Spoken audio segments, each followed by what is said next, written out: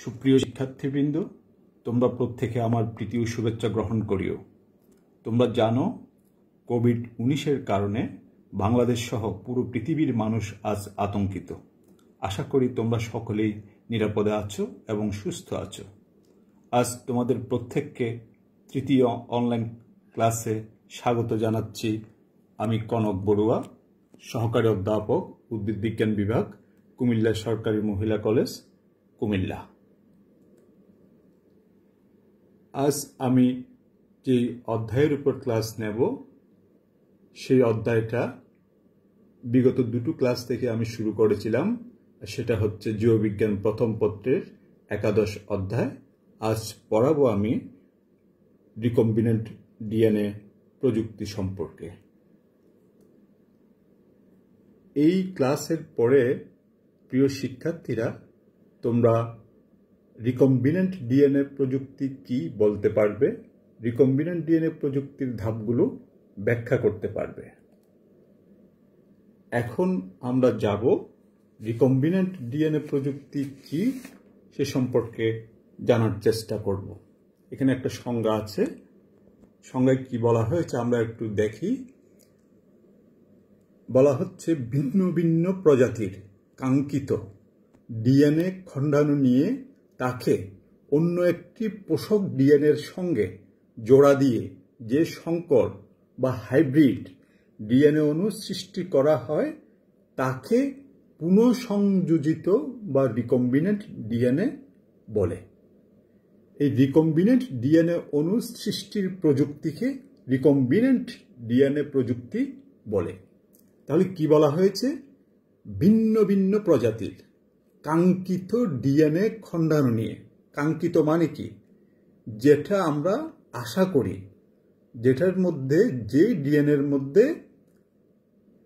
ভালো বৈশিষ্ট্য আছে, ভালো গুণাগুণ আছে, সেই ডিএনএ খণ্ডাণু নিয়ে তাকে অন্য একটা পোষক ডিএনএর সঙ্গে জোড়া দিয়ে সংকর ডিএনএ অণু সৃষ্টি করা হয়, তাকেই বলা হচ্ছে রিকম্বিনেন্ট ডিএনএ। তাহলে আমরা একটু দেখি, এখানে একটা চিত্র আছে, তোমরা দেখো। এই উদ্ভিদ কোষের মধ্যে এখানে আছে ডিএনএ। এই ডিএনএ থেকে আমরা কাঙ্ক্ষিত, এটা হচ্ছে ডিএনএ, এই কাঙ্ক্ষিত ডিএনএ টুকরা করা হয়েছে।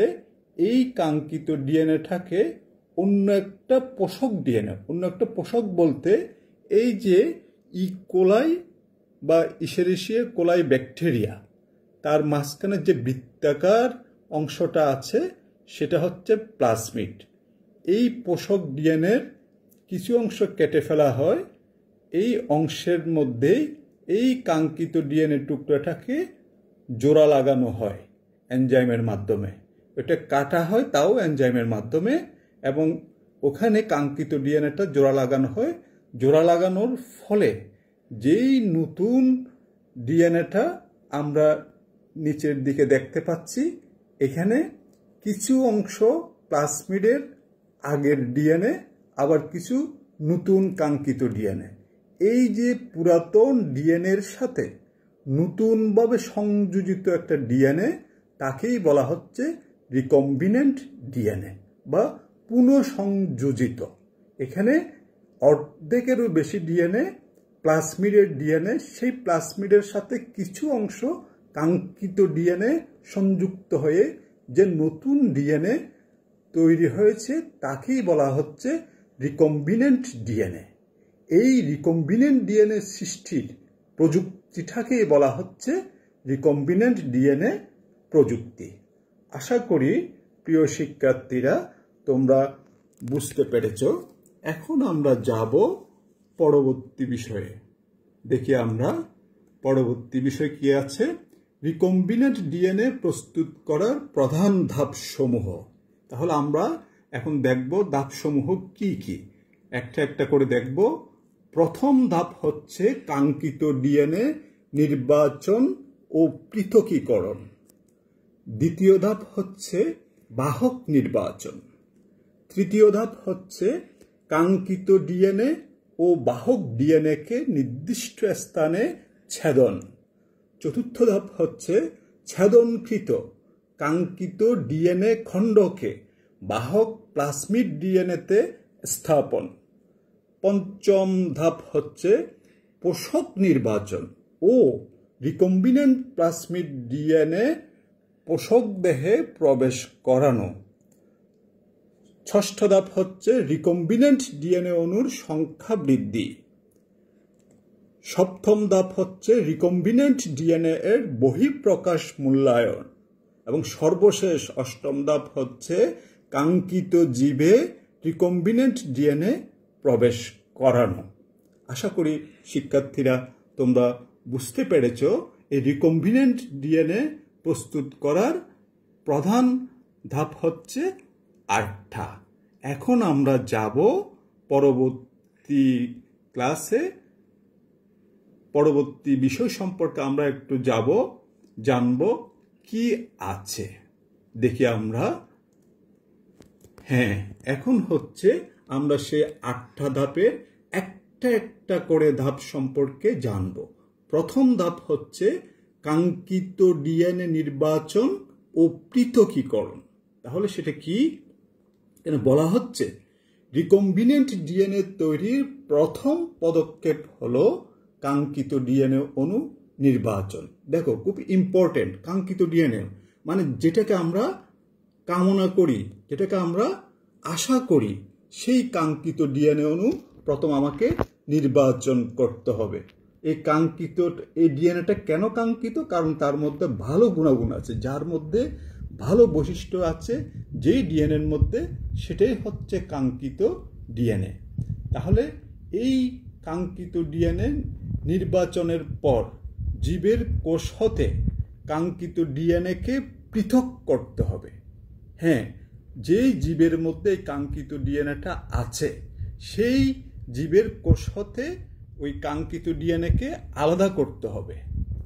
তাহলে কি করতে হবে? প্রথমে কোষকে লাইসিস করা হয় আলাদা করার জন্য।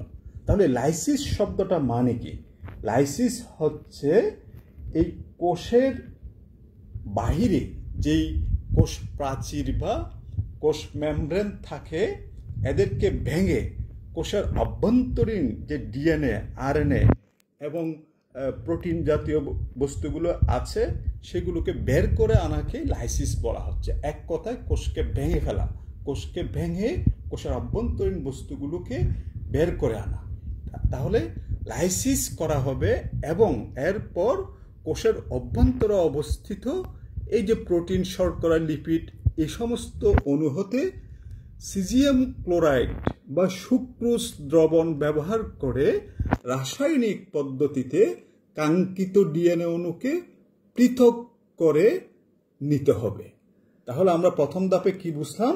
কাঙ্ক্ষিত ডিএনএ নির্বাচন করতে হবে এবং সেই কাঙ্ক্ষিত ডিএনএটা ওই কোষ থেকে পৃথক করে নিতে হবে, আলাদা করে নিতে হবে। নিচে একটা চিত্র আছে, আমরা দেখতে পাচ্ছি এই যে উদ্ভিদ কোষ, তার ওখান থেকে ডিএনএটাকে নির্বাচন করা হয়েছে। নির্বাচন করার পর সেটাকে লাইসিস পদ্ধতিতে ওখান থেকে পৃথক করে এই কাঙ্ক্ষিত ডিএনএ টুকরোটাকে আলাদা করে নেওয়া হয়েছে।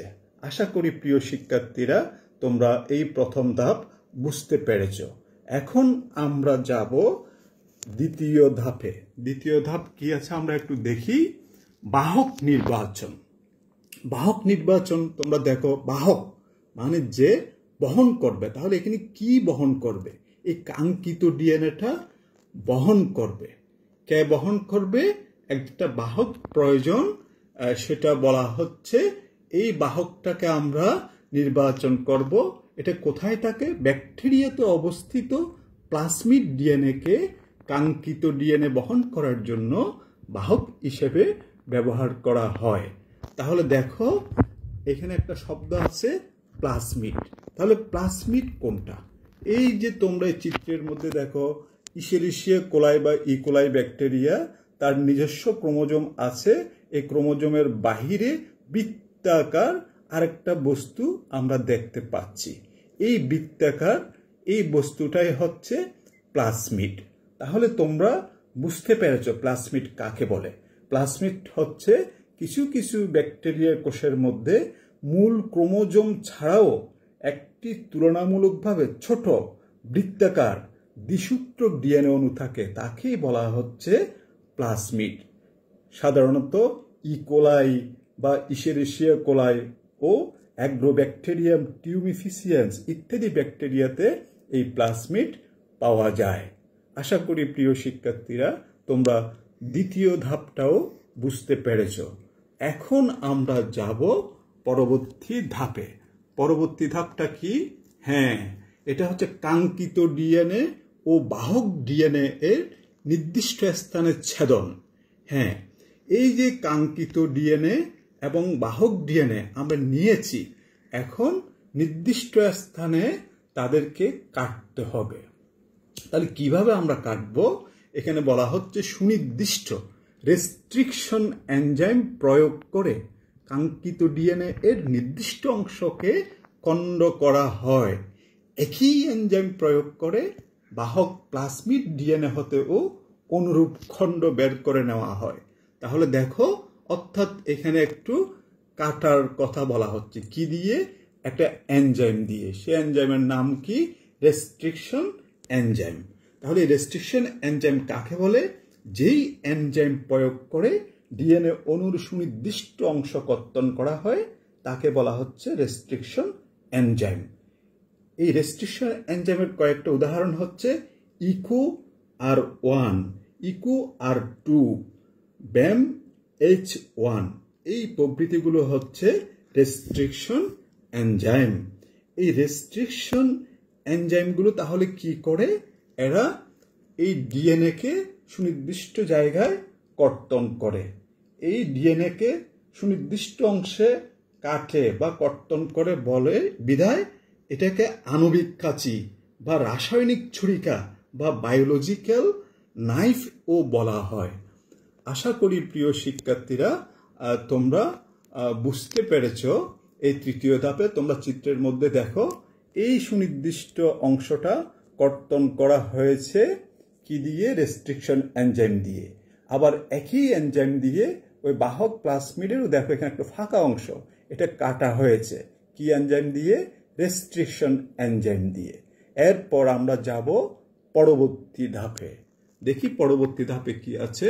হ্যাঁ, পরবর্তী ধাপ হচ্ছে চতুর্থ ধাপ, যার নাম হচ্ছে ছেদনকৃত কাঙ্ক্ষিত ডিএনএ খণ্ডকে বাহক প্লাজমিড ডিএনএতে স্থাপন করতে হবে।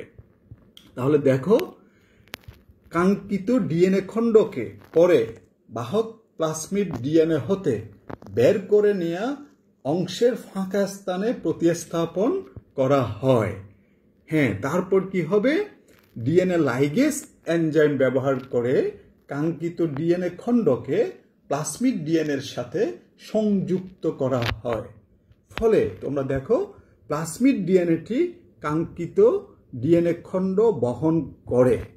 কাঙ্ক্ষিত ডিএনএ খণ্ডটি প্লাজমিড ডিএনএতে সংযুক্ত হবার ফলে রিকম্বিনেন্ট ডিএনএ তৈরি হলো। তাহলে দেখো, এখন যেই কথাটা বলা হয়েছে সেটা আমরা একটু চিত্রের মধ্য দিয়ে দেখি।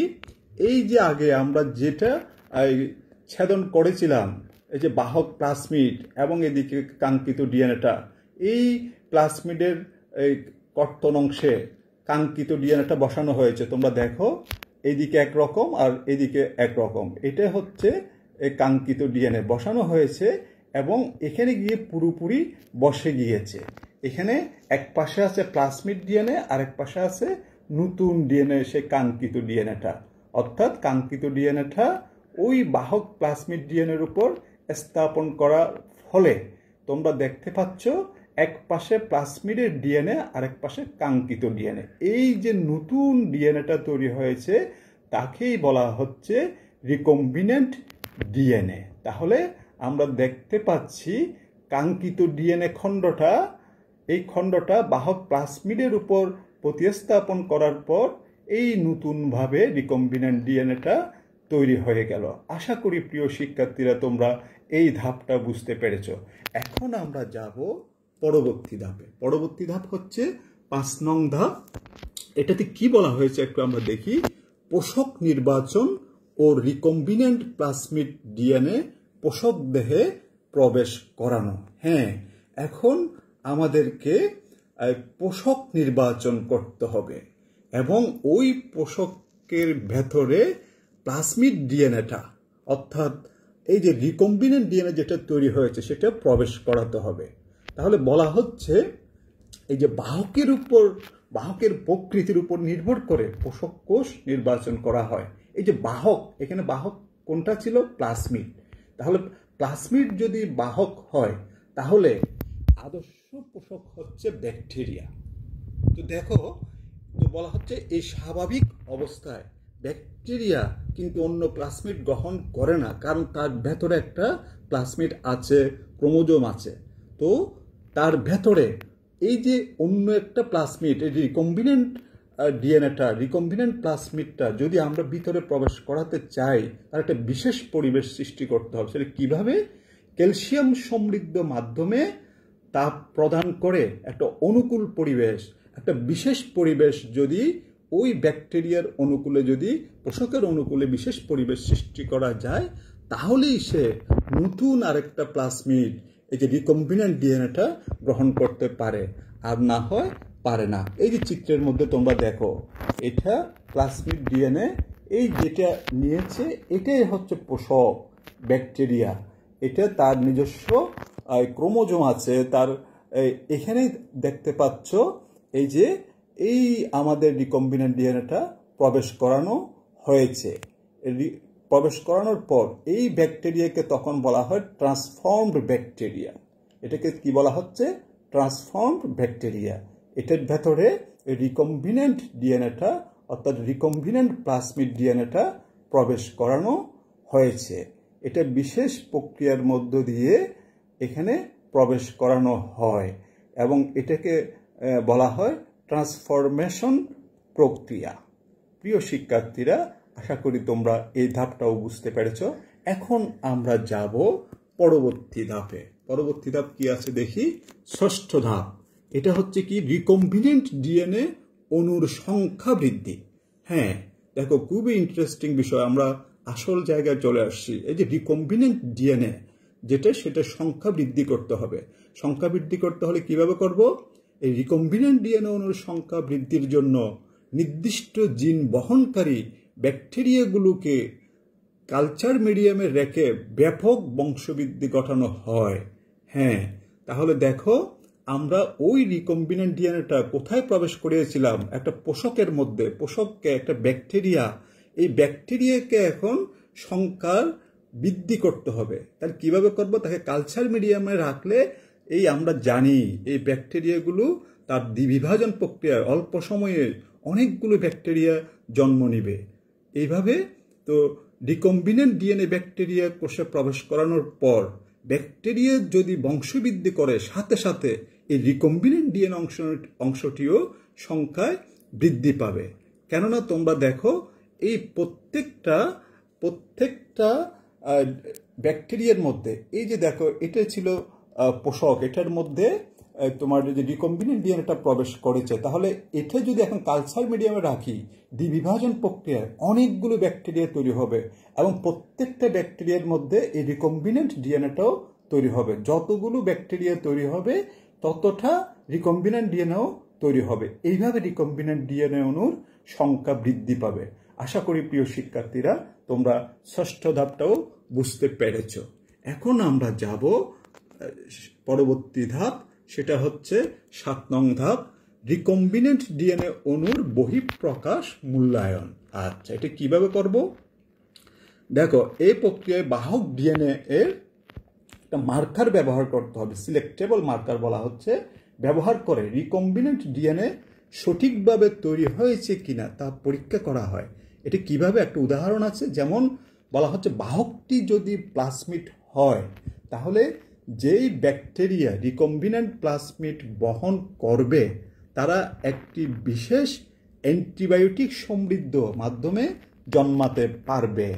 দেখো, এটা বুঝতে হবে। তাহলে কি, বাহকটি যদি প্লাজমিড হয় এবং এই ব্যাকটেরিয়াগুলো যদি রিকম্বিনেন্ট প্লাজমিড বহন করবে যেগুলো, তারা শুধু ওই অ্যান্টিবায়োটিক সমৃদ্ধ মাধ্যমে জন্মাতে পারবে। আর যেই ব্যাকটেরিয়াগুলোর ভেতরে রিকম্বিনেন্ট ডিএনএ থাকবে না, ওই ব্যাকটেরিয়াগুলো মারা যাবে। তাহলে এখান থেকে তো আমরা খুব সহজেই প্রমাণ করতে পারবো এই ক্লোনিংয়ের জন্য ব্যবহৃত ব্যাকটেরিয়াগুলো কাঙ্ক্ষিত রিকম্বিনেন্ট ডিএনএ বহন করছে কিনা। কারণ যেগুলোতে রিকম্বিনেন্ট ডিএনএ থাকবে না, যে ব্যাকটেরিয়াগুলোর অভ্যন্তরে, সেই ব্যাকটেরিয়াগুলো মারা যাবে। আর যাদের অভ্যন্তরে রিকম্বিনেন্ট ডিএনএ থাকবে তারাই শুধু অ্যান্টিবায়োটিক সমৃদ্ধ মাধ্যমে বেঁচে থাকবে। তাহলে এইভাবে আমরা বুঝতে পারবো যেগুলো বেঁচে থাকবে তাদের মধ্যে অবশ্যই রিকম্বিনেন্ট ডিএনএ আছে। এইভাবেই আমরা বহিঃপ্রকাশটা মূল্যায়ন করতে পারবো। আশা করি প্রিয় শিক্ষার্থীরা এই ধাপটাও বুঝতে পেরেছ। এখন আমরা যাব সর্বশেষ ধাপ। এটা হচ্ছে কি, কাঙ্ক্ষিত উদ্ভিদ ও প্রাণী কোষে রিকম্বিনেন্ট ডিএনএ প্রবেশ করানো ও সঠিক রিকম্বিনেন্ট ডিএনএ প্রবেশ করানো, এটা হচ্ছে সর্বশেষ ধাপ। আচ্ছা, তাহলে আমরা কি করব এখন? কাঙ্ক্ষিত উদ্ভিদ ও প্রাণী কোষে ওই যে রিকম্বিনেন্ট ডিএনএ তৈরি হয়েছে সেটাকে আমাদের প্রবেশ করাতে হবে। তাহলে প্রবেশ কিভাবে করাবো?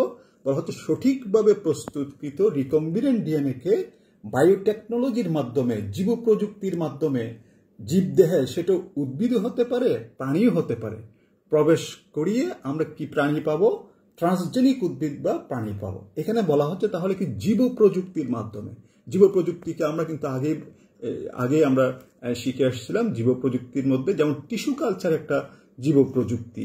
তাহলে এখানে দেখা যাচ্ছে আমরা এই টিস্যু কালচার প্রক্রিয়াটাকে কাজে লাগাতে হবে যদি আমাদের নতুন কোনো উদ্ভিদ সৃষ্টি করতে চাই।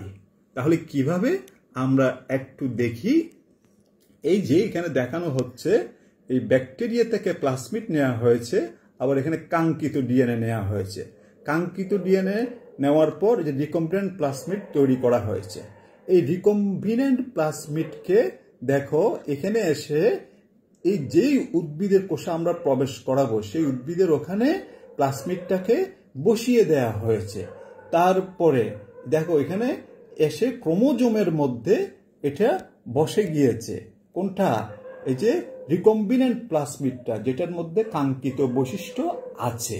এরপর দেখো টিস্যু কালচার প্রক্রিয়ায় এই কোষগুলোকে জন্মানো হচ্ছে। একটা কোষ থেকে অসংখ্য কোষ, এই কোষ বিভাজন প্রক্রিয়ায়, মাইটোসিস বিভাজন প্রক্রিয়ায় অসংখ্য কোষ উৎপন্ন হচ্ছে। এবং তোমরা জানো টিস্যু কালচার প্রক্রিয়ায় এই যে পুষ্টি মাধ্যমে রাখা হয়। তারপরে দেখতে পাচ্ছি আমরা এই যে চারা গজিয়েছে, এই চারা থেকে পরবর্তীতে আমরা পূর্ণাঙ্গ একটা উদ্ভিদ পেয়েছি। এটাকে বলা হচ্ছে কোন উদ্ভিদ? ট্রান্সজেনিক উদ্ভিদ। তাহলে একইভাবে আমরা ট্রান্সজেনিক উদ্ভিদও পেতে পারি, ট্রান্সজেনিক প্রাণীও পেতে পারি। তাহলে ট্রান্সজেনিক উদ্ভিদ কাকে বলে একটু আমরা দেখি, বা ট্রান্সজেনিক জীব কাকে বলে।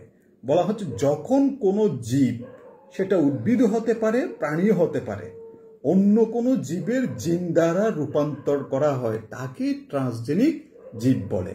তাহলে দেখো যখন কোনো উদ্ভিদ, কারণ দেখো এখানে ছিল একটা উদ্ভিদ কোষ, ভিন্ন একটা উদ্ভিদ কোষ, এখানে আরেকটা রিকম্বিনেন্ট প্লাজমিড গিয়ে প্রবেশ করেছে, ফলে এই যে উদ্ভিদ কোষটা হয়েছে এখানে ভিন্ন একটা ক্যারেক্টার, ভিন্ন একটা ডিএনএ প্রবেশ করেছে। এই কোষ থেকে পরবর্তীতে নতুন একটা উদ্ভিদ তৈরি হয়েছে। এটাই হচ্ছে ট্রান্সজেনিক উদ্ভিদ। তোমাদেরকে উদাহরণ দিলে তোমরা বুঝতে পারবা। তোমরা হয়তো নাম শুনে থাকবা বিটি বেগুন। বিটি বেগুনের নাম শুনেছ বাংলাদেশে। এটি কিভাবে তৈরি হয়েছে? এই বিটি বেগুনটা তৈরি হয়েছে আমাদের দেশীয় জাতের বেগুন। সাধারণত চাষ করা হলে, রোপণ করা হলে বা দেশীয় জাতের বেগুনে পোকায় আক্রমণ করে, পতঙ্গ আক্রমণ করে, ফলন কমিয়ে দেয়। এই দেশীয় জাতের বেগুনের মধ্যে ব্যাসিলাস তুরেনজিয়েন্সিস নামক একটা ব্যাকটেরিয়া থেকে একটা বিটি জিন আলাদা করে নেওয়া হয়েছে। এই বিটি জিনটার কাজ কি? এরা পোকামাকড় প্রতিরোধ করে। তারা একটা বিষাক্ত পদার্থ তৈরি করে, ফলে পোকামাকড়গুলো মারা যায়, পতঙ্গগুলো মারা যায়। এই বিটি জিনটা কোত্থেকে আনা হয়েছে? ব্যাসিলাস তুরেনজিয়েন্সিস নামক ব্যাকটেরিয়া থেকে। এই দেশীয় জাতের বেগুনে বিটি জিন আনার ফলে যেই নতুন জাতটা তৈরি হয়েছে তাকে বলা হচ্ছে বিটি বেগুন। এই বিটি বেগুনে আর পোকায় আক্রমণ করে না, পতঙ্গ আক্রমণ করে না। এই বিটি বেগুনটাও হচ্ছে একটা ট্রান্সজেনিক উদ্ভিদ। আশা করি প্রিয় শিক্ষার্থীরা তোমরা এই রিকম্বিনেন্ট ডিএনএ তৈরির ধাপগুলো বুঝতে পেরেছ। এটাই হচ্ছে রিকম্বিনেন্ট ডিএনএ তৈরির 8টা ধাপ। এখন আমি একটু দেখব পরবর্তীতে চিত্রের মধ্য দিয়ে এই রিকম্বিনেন্ট ডিএনএ প্রযুক্তিটা কিভাবে বর্ণনা করা হয়েছে একটু দেখব।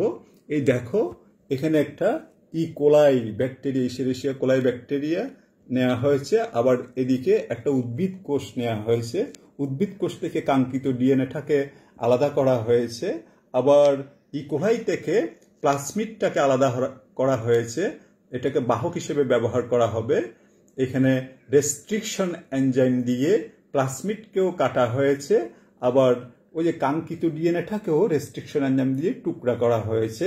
এরপর এই কাঙ্ক্ষিত ডিএনএ টুকরাটাকে ওই যে প্লাজমিডের মধ্যে বসিয়ে দেয়া হয়েছে। বসানোর পর এটা সংযুক্ত হয়ে গিয়েছে। এখানে ডিএনএ লাইগেজ নামক একটা এনজাইম কাজ করেছে। এই কাঙ্ক্ষিত ডিএনএটা এই বাহক ডিএনএর সাথে, প্লাজমিড ডিএনএর সাথে সংযুক্ত হওয়ার কাজে একটা এনজাইম কাজ করে, সেটা হচ্ছে ডিএনএ লাইগেজ এনজাইম। এরপর এটাই রিকম্বিনেন্ট ডিএনএ তৈরি হয়ে গেল। এই রিকম্বিনেন্ট ডিএনএটাকে একটা পোষকের মধ্যে, এটা হচ্ছে ব্যাকটেরিয়া, এখানে প্রবেশ করিয়ে দেওয়া হয়েছে একটা ট্রান্সফরমেশন প্রক্রিয়ার মাধ্যমে। তখন এই ব্যাকটেরিয়াকে বলা হচ্ছে ট্রান্সফর্ম ব্যাকটেরিয়া। এই ট্রান্সফর্ম ব্যাকটেরিয়া পরবর্তীতে সংখ্যায় বৃদ্ধি করা হয়েছে। কিভাবে? একে কালচার মিডিয়ামে জন্মানো হয়েছে। এখানে অসংখ্য ব্যাকটেরিয়া জন্ম নিবে।